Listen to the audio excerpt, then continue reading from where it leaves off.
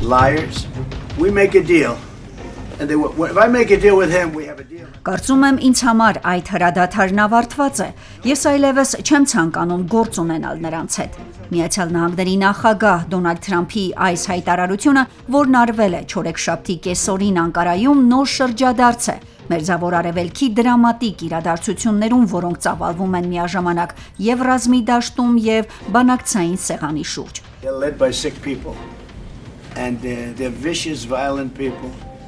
And if they had a nuclear weapon. CNN-ը գրում է, որ Թրամփի այս հայտարարությունից հետո նավթի համաշխարհային գները կրկին սկսել են աճել։ Այս աշխարհաքաղաքական իրադարձությունների առանցքային հարթակներից մեկն այս օրերին Թուրքիայի մայրաքաղաք Անկարան է, որտեղ ընթանում էր ՆԱՏՕ-ի 36-րդ գագաթնաժողովը։ Միջազգային առաջատար լրատվամիջոցները հայտնում են, որ Միացյալ Նահանգների նախագահ Դոնալդ Թրամփը Իրանի դեմ պատժիչ գործողությունների ռազմավարությունը քննարկել է իր թիմի հետ, հենց Թուրքիայում գտնվելու ժամանակ։ CNN-ի լրագրող Քևին Լիպտակը գրում է. մեջբերում Նախագահ Ռեջեփ Թայիպ Էրդողանի կազմակերպած առաջնորդների ընթրիքից առաջ Թրամփը հանդիպել է պաշտպանության նախարար Փիթ Հեքսեթի, պետքարտուղար Մարկո Ռուբիոյի եւ շտաբների պետերի միացյալ կոմիտեի նախագահ Դեն Քեյնիի հետ, պատասխան քայլեր մշակելու համար։ Մեջբերման ավարտը։ Ըստ Reuters-ի այդ քննարկումներից որոշ ժամանակ անց արդեն Միացյալ Նահանգների կենտրոնական հրամանատարությունը հայտնել է, որ իրենք հարվածել են Իրանի ավելի քան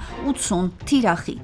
Իսկ իրանական Ֆարս լրատվական գործակալությունը հղում անելով Իսլամական հեղափոխության պահապանների կորպուսի հայտարարությանը գրում է, որ ամերիկյան հարվածներին ի պատասխան Իրանը հրթիռակոծել է Միացյալ Նահանգների 85 ռազմական օբյեկտ Բահրեյնում եւ Քուվեյթում։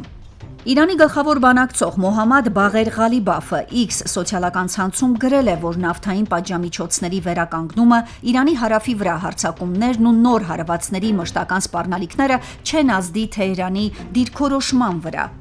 Վախեցնելու եւ շանտաժի դարաշրջանն ավարտվել է։ Դա ոչնչի չի հանգեցնի։ Մենք չենք հանձնվի, գրել է Իրանի խորհրդարանի նախագահը։ با کدوم مذاکره من موافقم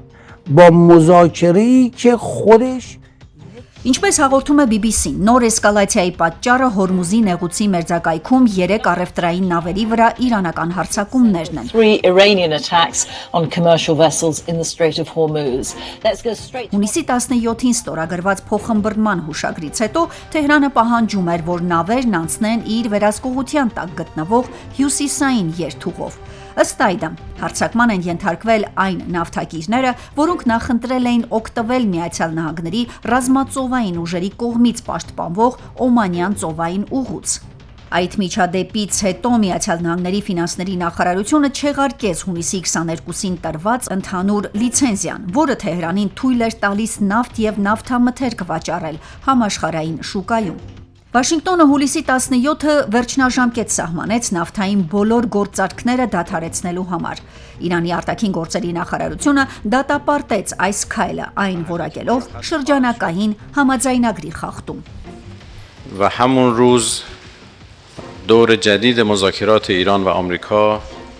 برای رسیدن به توافق Թրամփի կտրուկ հայտարարությունը Անկարայից հրադադարի փաստացի չեղարկման մասին մեծ կասկածի տակ է դրել հետագա բանակցությունների հաջողությունը, գրում են լրատվամիջոցները։ Միջազգային մամուլում եւ վերլուծական շրջանակներում այժմ ակտիվորեն քննարկվում է, թե արդյոք հրադադարը ընդհանրապես հնարավոր է պահպանել այս վերջին իրադարձությունների պայմաններում։ Չնայած Իսլամաբադում հանդիպելու կողմերի նախնական պատրաստակամությանը, լրատվամիջոցները շեշտում են, որ հրադադարի իրավական ու քաղաքական հիմքերը արդեն իսկ խարխլված են։ Տարածաշրջանի երկրները փորձելով կանխել իրավիճակի անդառնալի վատթարացումը շարունակում են միջնորդական թույլ ազդակներ հղել Վաշինգտոնին եւ Թեհրանին։